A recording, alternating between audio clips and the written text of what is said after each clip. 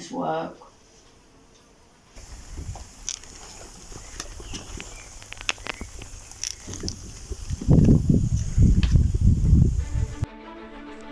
It's been 12 weeks since the rangers last graced the hills, the heaths and the rivers of the South Downs National Park. And after 3 months in their lockdown cocoons, they've started to return to their natural habitats. So let's see what they're up to. First day's back, and there is the view. In the Western Downs, birdsong literally fills the Meon Valley.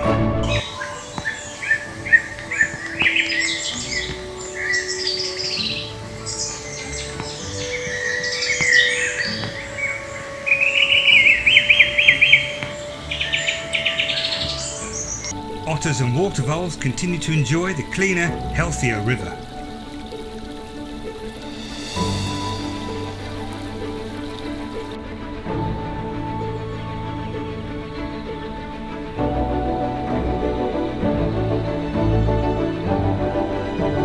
A section of the South Downs Way is given a long overdue trim. Although missing the busy worker bees at the VRS, the West Meon station path they helped to install is looking positively radiant. We worked with Hampshire County Council to put together a project so that this part was linked to the rest of the trail, and also to install a picnic area. We worked with the local team from Hampshire County Council and also, of course, our VRS who helped clear all the platform. Also, Trevor came out and gave us a hand for the day to get it completed. Moving to the Wealdon Heath, the rangers are making up for lost time. Today we're scything bracken at Hesworth Common along a heather corridor which was seeded a few years ago. Now, it's important to scythe bracken because although it's a native British species, it does have a tendency to take over and produce these lovely big fronds of leaves, and that blocks all the light from the heather and stops that from going to seed.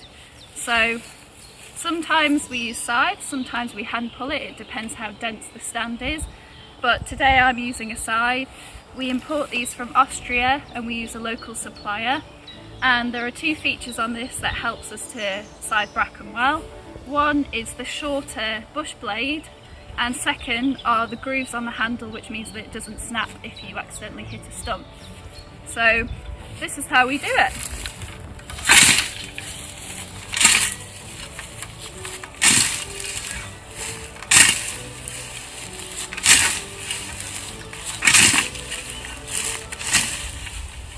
What we'll do when we've cut a certain amount, just to vary the job, is we'll pick up all the fronds, chuck them to the side where there's no heather growing, and that way this can't break down and enrich the ground, because heather loves ground that is nutrient poor. So that's it for me. You know where I'll be all day. And the heaths fully come alive.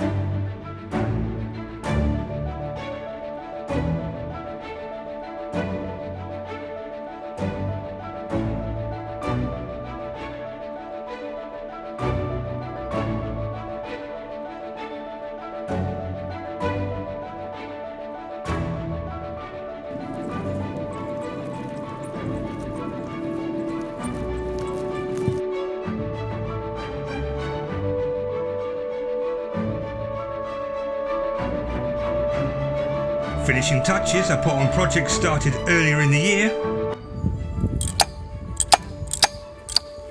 So I've just finished installing this interpretation for Bury Sandpit, one of my favourite sites in the whole national park. Come with me and I'll show you the rest of the site. So here we go into the disused sandpit itself. You can see the remnants of the ash trees that we cleared over the winter. There's one here which has been left as standing deadwood, and then another one up here, and then also the trees which we planted. You can see a tree tube there to take their place. Disease resistant elms, some of them. And here we go, here's the sand wall itself, pretty immense, and into it, after we re-scraped it to reveal some fresh sand, we drilled holes, hopefully to attract nesting sand martins, and it's just a matter of time. We'll see if they take up residence. So there you go, one of my favourite sites, in the whole national park. See you later. And the heath's bug-eating plants make a well-earned appearance. While we've been walking around, we found these little goodies here, which are round-leaf sundew, which are a carnivorous plant, and they've got little hairs on, which can have nice tasty sap, and the little bugs sit on it and it will roll up, as you can see one has just here, and then it will digest the bugs inside, which I think is pretty cool, and it's quite exciting for me because I haven't seen any since I was volunteering many years ago with the Hampshire Wildlife Trust, which is great. There's quite a few along here, you can see all the red patches, and I think we found it here because it's quite bumpy and wet ground, because just up the track from us I think is where a drain passes through, so that explains why we found them. So yes, round-leaf sundew, quite an exciting part of Heathland. Very glad that we found them, and hope you can find some too. And after all that work, rangers have to cool down somehow. Over in the Central Downs, the Duke of Burgundy's recovery is going strong.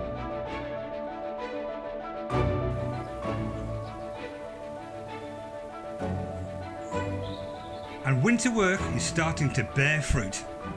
Hello, I'm here on the Norfolk Estate at Peppering Farm. This is a hedge we laid over the winter. It provides fantastic connectivity and an excellent habitat for small mammals and nesting birds. The valleys of the Central Downs are now fully alive. Here, this chalk downland valley, which is called Medley Bottom, and stunning chalk grasslands. Get great numbers of Adonis blue butterflies in the summer, chalk hill blues, and it comes within the area that is monitored for the grey partridge, and it's an important area for grey partridge who use this area, and they're doing incredibly well. The National Park's mini beasts are thriving in restored habitats. One of my favourite spots here, so this is a dew pond. Dew ponds were originally used to help with managing livestock. So in these sort of dry, chalky habitats, they still had a place to get water. However, now we predominantly restore them for wildlife. So along the banks, you've got loads of solitary bee nests. You've got butterflies coming in where they are feeding on the salts and the minerals in the mud, and loads of dragonflies. They just keep clashing at each other behind me, which has been really wonderful. Occasionally livestock do still use it, especially as springs and summers are getting a bit drier and rainfall is becoming a bit more sporadic. It means that it can sometimes be a really excellent lifeline for sheep and cattle up on the downs, which of course we need to manage this wonderful habitat. Work is continuing to provide paths for local communities to easily access the downs. We created a permissive path.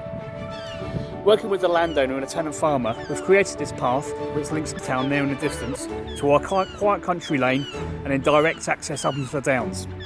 In the future we'll plant a hedgerow and install some interpretation and give this gateway site the special recognition that it deserves. And finally to the Eastern Downs, where there's been no shortage of birdlife spots. A positive sign of a well looked after landscape indeed.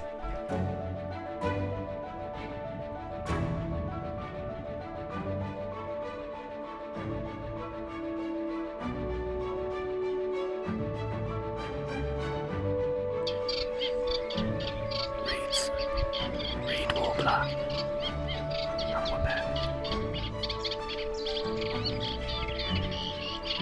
What you can hear behind me singing in that big ash tree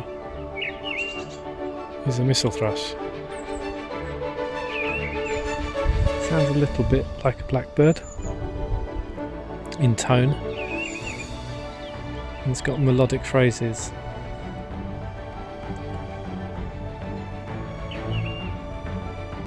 And of course views that go on for days and days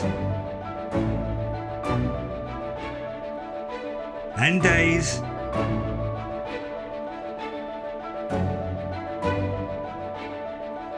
and days.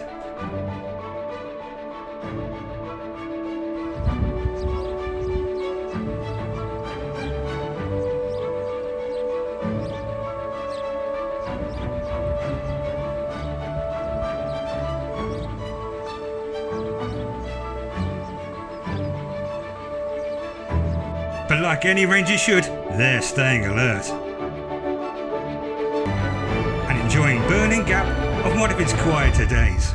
So whilst not all the rangers can return to their natural habitat just yet, we all know that the South Downs are in plenty good hands.